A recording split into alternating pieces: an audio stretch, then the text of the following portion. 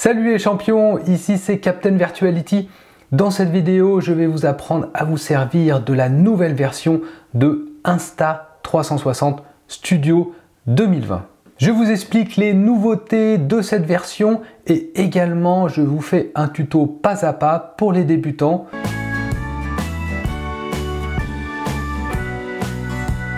Si vous êtes nouveau sur cette chaîne, je m'appelle Fabien ou le Captain Virtuality et je vous aide à utiliser les caméras 360 degrés. N'hésitez pas à vous abonner.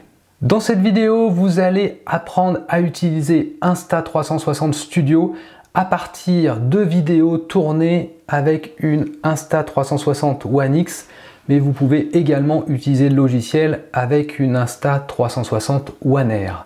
Mais à la fin de cette vidéo, je vous montrerai comment utiliser le logiciel avec d'autres formats que celles des caméras Insta360 et par exemple avec le format 360 d'une GoPro Max. Pour télécharger le logiciel Insta360 Studio, vous devez aller sur la page internet de Insta360/download. Vous allez le retrouver sur plusieurs caméras, sur la One R ou alors sur la One X. Vous cliquez sur l'une ou l'autre des caméras, ici par exemple sur la One R, et vous avez une liste des applications et logiciels téléchargeables pour cette caméra. Donc où on a l'app de contrôle de la caméra, le firmware et Insta360 Studio 2020 qui vous permet d'éditer des vidéos 360 degrés. Il existe une version Windows et une version Mac. Il y a deux versions Mac suivant la version de votre OS. On est sur la version 3.4.5. Voici la liste des nouveautés sur la version 2020. Le Dynamic Stitching, alors c'est une amélioration du raccord que l'on a entre les deux captations des objectifs. Je pense que c'est surtout lié à l'Insta360 One R qui a une épaisseur ici plus importante que sur la One X. Peut-être qu'ils ont ajouté cette fonctionnalité pour améliorer la zone de raccord. Ensuite, on a l'auto-frame. L'auto-frame, c'est une sorte d'intelligence artificielle qui permet de sélectionner automatiquement dans votre vidéo 360 les points clés importants en sélectionnant les sujets et qui va vous créer quelques clips. Une fonctionnalité qu'on attendait, c'est l'ajustement de la vitesse. On va pouvoir contrôler la vitesse de la vidéo dans le montage. Une nouveauté qui était déjà présente dans la version fin 2019, c'est l'ajout de vignettes de visualisation sur la gauche. Et ensuite, on a la prise en charge des captations par la nouvelle caméra Insta360 One R. Les vidéos sont enregistrées sur une carte micro SD. C'est vrai également pour la caméra One R. La carte micro SD qui se trouve au culot de l'appareil que vous retirez ici et vous utilisez un adaptateur de carte micro SD que vous insérez dans votre ordinateur. Vous pouvez également connecter la caméra à votre ordinateur avec le câble fourni par Insta360. Quand vous accédez à la carte micro SD, vous allez trouver un dossier ici qui s'appelle caméra 01 et vous allez trouver ici des fichiers. Alors ceux qui commencent par IMG, ce sont des images et les vidéos commencent par VID. Pour une vidéo, vous allez avoir deux fichiers qui vont avoir le même numéro ici d'extension, par exemple 069, 069, mais on voit que c'est deux fichiers distincts. Pourquoi deux fichiers? Puisque la caméra enregistre deux flux vidéo venant des deux objectifs en brut. Et c'est ensuite dans le logiciel qu'on va faire l'assemblage de ces deux flux vidéo, ce qu'on appelle le stitching ou raccord. Donc, je vous conseille quand même de transférer les fichiers sur votre ordinateur. Pour cela, vous créez un dossier avec en général la date de votre vidéo et le contexte. Et ici, vous prenez les deux fichiers bruts de la carte micro SD que vous transférez en glisser-déposer. Il faut bien transférer les deux fichiers et il ne faut pas renommer les deux fichiers, il faut les laisser tels quels.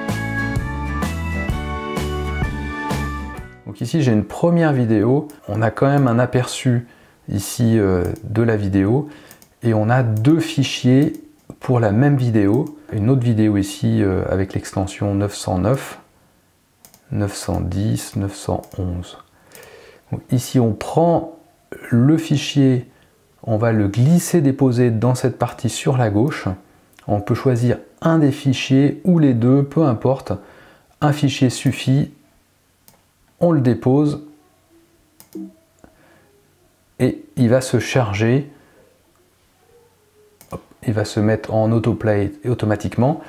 Et ici, si je fais un aperçu avec un clic droit, on voit son nom, donc c'est bien le 908, la taille, la résolution, donc 5,7K, le nombre d'images par seconde 25, le bitrate et la caméra, c'est une One X. Au milieu, donc pour visualiser ici en bas la timeline, quand on joue la vidéo, on va voir le curseur qui va bouger et donc à différents niveaux de la vidéo. On peut l'arrêter ici, le prendre et bouger pour aller à un endroit de la vidéo que l'on souhaite. Donc ici sur la gauche, un aperçu. On peut changer pour le mettre en liste ou en vignette. Et ici on peut sélectionner ou désélectionner la vidéo, ça sera après pour l'exportation. On peut faire lecture, on peut aller à la fin ou au début et on peut prendre une photo. Ici sur la gauche, vous allez avoir les différentes vues. On va être ici sur une vue qui s'appelle flat. En fait, c'est une vue déformée, c'est une vue équirectangulaire de la vidéo 360. Donc c'est comme une sphère mais mis à plat. On peut avoir sinon une vue qui s'appelle natural view. C'est une vue qu'on peut avoir par exemple avec un smartphone. La vue par défaut. Donc là, on a une légère courbure, mais on a un angle de vue plus important. L'effet boule de cristal ou le premier qui est l'effet petite planète. Ici la stabilisation, donc c'est une stabilisation qui est appliquée par défaut et donc je vous conseille toujours de le cocher, c'est le flow state stabilisation. Ici on a lock direction. Ici si je me mets sur un sujet et que je verrouille l'orientation, la caméra va toujours rester sur cette orientation pendant toute la vidéo. Le stitching ou raccord, ici il est normal. Si vous utilisez un boîtier de protection comme le Venture Case ici, donc c'est un boîtier étanche qui permet de protéger la caméra, vous cliquez sur Venture Case, et si vous utilisez un autre boîtier qui est un boîtier pour vraiment prendre des images sous-marines qui s'appelle le Dive Case, vous cliquez sur Dive Case ici.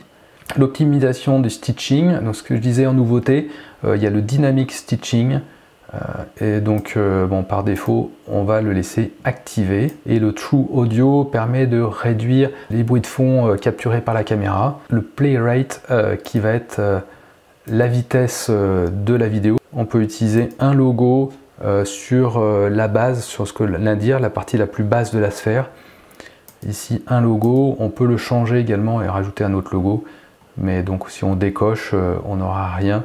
Et donc on aura un effet de flottaison de la caméra si vous utilisez la caméra sur une perche et qui devient donc invisible. Vous pouvez réduire ici pour avoir toute la zone en visualisation sur la timeline. Et on va terminer par le bouton ici qui va nous servir à faire l'exportation. Mais on va voir ça tout de suite avec les fonctions d'édition de la vidéo. Sur la partie timeline en bas, vous voyez une zone jaune qui va délimiter la sélection de la vidéo. Ici, cette zone, vous pouvez ici la prendre sur le côté et la faire glisser pour sélectionner une partie plus courte de la vidéo. Par contre, vous ne pouvez pas couper, scinder la vidéo au milieu. Je peux utiliser la souris pour glisser, mais je peux également sélectionner ici mon plan et cliquer sur le petit icône crochet et ça va automatiquement sélectionner cette zone et couper la vidéo sur cette zone là. Ensuite je peux aller avec ce petit bouton tout au bout, hop, revenir un petit peu et dire voilà, je veux couper. Si vous souhaitez exporter votre vidéo en format 360 pour poster cette vidéo sur Facebook ou YouTube en 360, d'ailleurs je vous mets un lien, j'ai fait une vidéo comment poster une vidéo 360 sur YouTube. Vous pouvez vous arrêter là et cliquer ici sur le icône exportation et vous allez avoir une exportation en 5,7K et vous avez juste à cliquer sur OK et vous allez avoir un fichier MP4 écrit rectangulaire qui est un fichier en 360 degrés. Pour ajouter des points clés ou keyframes, vous devez changer de vue et cliquer sur l'icône Free Capture. Donc pour placer les points clés, vous devez être dans la zone jaune et j'ajoute ici un point clé sélectionné en jaune. Si je vais là, après il est en grisé et pas sélectionné, je peux recliquer dessus et il est sélectionné. Et ici sur la gauche, vous allez avoir un menu qui va permettre de sélectionner la vue comme vous le souhaitez et sélectionner également différents types d'effets. Donc on va commencer par exemple par un effet petite planète. Donc on clique ici sur l'effet petite planète, modifier l'angle avec la souris. Quand je déplace ma souris dans l'image, je peux sélectionner mon image et avec la molette de la souris, je peux faire varier le field of view et la distance pour avoir une petite planète plus petite ou plus grande. Je remets la vidéo, je vais l'arrêter et je vais rajouter un nouveau point clé ici et je vais revenir sur une vue plus classique. Deux points clés, un point clé petite planète et un autre vue classique. Et vous voyez que la vidéo va faire la transition entre la vue petite planète et la vue classique. La ligne entre les deux points clés, si vous cliquez sur cette ligne, ça va être ce qu'on appelle la transition. Donc les transitions ici, vous les avez, des effets plus ou moins accélérés par rapport à l'effet de transition que l'on souhaite. Donc si je clique sur celui-là,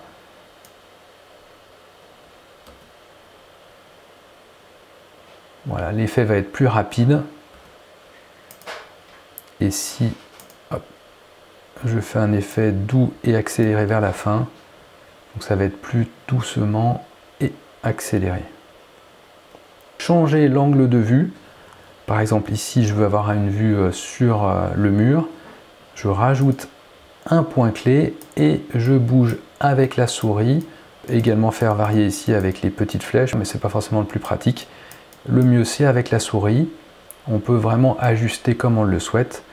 Et là ensuite, hop, on peut rajouter un autre keyframe ici pour bien suivre le mouvement. Je vais agrandir un peu ma timeline. Voilà, si on veut s'attarder un petit peu sur cette vue, on va revenir sur moi, un nouveau point clé. Et ainsi de suite. Voilà, je suis un peu dans l'ombre. On peut créer un point clé et un effet aussi boule de cristal. Si vous êtes trompé, vous voulez déplacer un keyframe, vous le sélectionnez, vous le déplacez ici. Et si vous voulez le supprimer, le mieux c'est de le sélectionner ici, il est jaune, et vous avez la petite poubelle qui permet de le supprimer.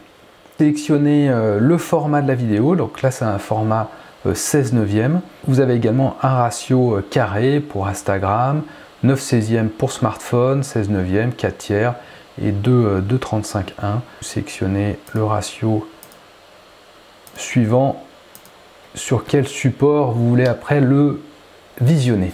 Vous êtes content du résultat, vous cliquez ici sur le petit icône jaune. Il vous demande de sauvegarder et quand vous allez revenir, les points clés vont être sauvegardés si vous voulez le reprendre plus tard. Ici, vous avez la résolution en 1920 par 1080, le bitrate, vous pouvez l'augmenter si on vous laisse par défaut, le format d'encodage, je vous conseille de rester sur H264. Ensuite, vous avez les effets intelligence artificielle. Pour tout ce qui est images de nuit, ils ont une intelligence qui va enlever ce qu'on appelle le grain. C'est des effets inesthétiques quand on est en basse lumière. Et ici, en journée, il y a le Color Plus qui va donner plus de saturation à la vidéo, à l'exportation. On donne un nom au fichier. C'est Balmy Alley 1. Vous mettez ici la destination du fichier final et vous cliquez sur OK. et vous allez avoir une fenêtre qui va vous indiquer le statut d'exportation de votre vidéo finale.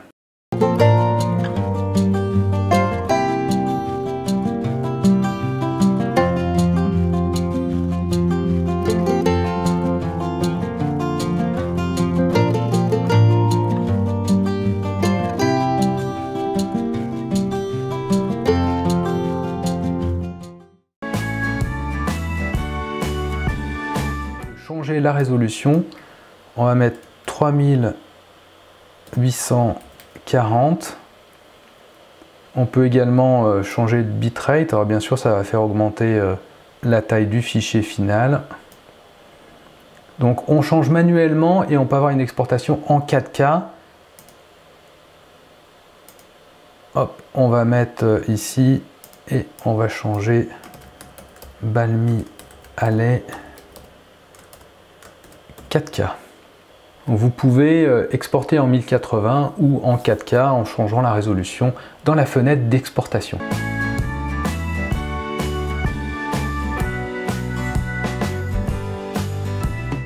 La possibilité de faire des rotations.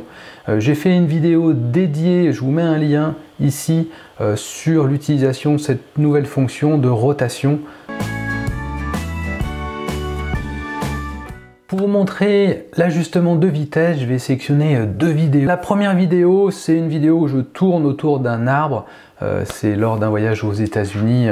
C'est un séquoia, le Sherman Tree, l'arbre le plus gros au monde. Et donc j'ai souhaité faire le tour. Je vais vous montrer ici, si on passe sur Free Capture. J'ai mis différents points de pivot pour pouvoir tourner autour de l'arbre. Voilà, ici on le voit bien. Ici sur la droite, ce qu'on appelle le Play Rate. Ici, il est sur None, aucun ajustement de vitesse. Et je peux le ralentir ou l'accélérer 2 fois, 4 fois, 6 fois, 8 fois, 16 fois, 32 fois, 64 fois. Sur un accéléré hyperlapse, en général, on choisit 16 fois. Donc, je sélectionne 16 fois et vous voyez que ma timeline va être très réduite. Alors, je peux l'agrandir ici en cliquant et on va avoir un aperçu de l'effet. Mais ça ne va pas être l'aperçu final. Pour avoir l'aperçu final, il faut exporter la vidéo. Ce qu'on va faire tout de suite en cliquant ici sur le bouton. Voici le résultat après exportation. Donc on peut créer comme ça des accélérés. On voit que la vitesse là est bien ajustée après l'exportation. Je vais vous montrer un autre exemple. Ici, j'ai filmé un colibri en train de voler. On va zoomer sur le colibri. Je vais diminuer la vitesse. On peut voir ici le colibri en vol avec une vitesse beaucoup plus lente. Ici, sur les icônes, une face qui représente l'intelligence artificielle. Et quand elle est blanche, c'est-à-dire que c'est pas activé, et quand c'est jaune, ça veut dire que ça a été activé. C'est en vignette, on ne le voit pas trop. Si vous le passez ici en liste, on voit mieux l'icône. Le logiciel va créer automatiquement des petits clips avec donc les sujets et les meilleurs angles. Je clique ici sur le petit cerveau et je vais avoir un pourcentage qui va s'afficher. Ici 1%, 2, 3%. Alors si je le change en vignette, on va voir le pourcentage s'afficher ici sur la gauche. C'est-à-dire que il va sélectionner automatiquement quelques parties de votre vidéo. L'intelligence artificielle a fini de travailler. Maintenant, le petit cerveau est passé en jaune. Je le mets en liste. Je clique dessus. Et là, maintenant, on va avoir 1, 2, 3, 4, 5, 6, 7, 8 clips extraits de la vidéo. On voit qu'il va se centrer quand même sur le sujet. Je sélectionne un autre clip. Ici. Là, il va sélectionner l'autre vue. Voilà, des clips de quelques secondes automatiquement créés pour vous. Ensuite, vous pouvez tous les sélectionner et les exporter en format 1080 ou en format, si on le change, la résolution en format 4K. Vous devez utiliser un autre logiciel de montage comme par exemple iMovie sur Mac pour pouvoir assembler les petits clips, rajouter de la musique pour créer le montage final de votre vidéo. Peut-on utiliser le logiciel avec une autre caméra comme par exemple la GoPro Max? Et la réponse est oui, je vais vous montrer comment faire. Vous devez tout d'abord exporter les vidéos de la GoPro Max qui sont en format .360. Vous avez sur Mac GoPro Player et sur PC GoPro Exporter pour exporter ce format 360 pour le transformer en format MP4 ou .move. Alors je vous recommande d'utiliser le codec ProRes, sinon vous utilisez le codec H264. Vous pouvez le glisser-déposer ici sur la partie gauche média et vous allez pouvoir ici manipuler votre fichier comme vous le souhaitez et vous pouvez faire ici le free capture. Donc je me oriente sur moi, je mets un point de pivot, hop, je bouge, je mets un nouveau point de pivot. Là je vais changer l'angle, on va regarder devant. On évite l'arbre. On va de nouveau aller sur moi.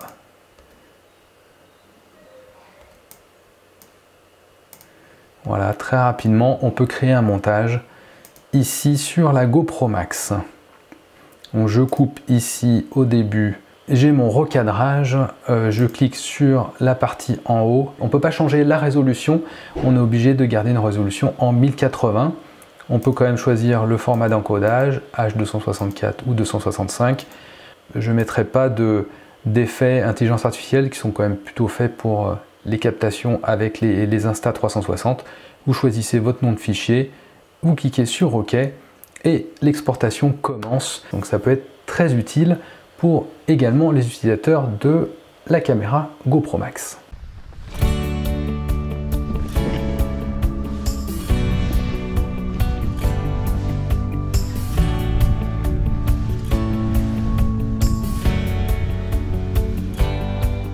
Vous savez tout sur l'utilisation du logiciel Insta360 Studio. C'est vraiment incroyable tout ce qui est proposé par Insta360 gratuitement avec des nouvelles fonctionnalités, le contrôle de la vitesse, l'intelligence artificielle, la possibilité de l'utiliser également avec d'autres caméras que Insta360. C'est du tout bon, je vous encourage à le télécharger et à l'utiliser. N'hésitez pas à me poser des questions dans les commentaires et également à vous abonner à la chaîne si vous souhaitez plus de vidéos. Il ne me reste plus qu'à vous souhaiter de bonnes productions en 360 degrés et je vous donne rendez-vous pour une prochaine vidéo. Ciao à tous!